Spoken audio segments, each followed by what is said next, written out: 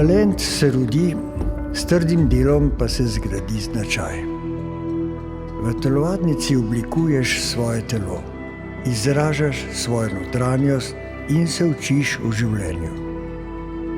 Ko sem bil na konju, sem v sebi vedno poslušal samega sebe, imel sem svojo glasbo, svojo izpoved.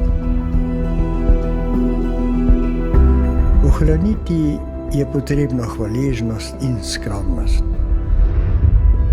To pripomore k oblikovanju boljšega sebe, k enotnosti in s tem k boljši družbi.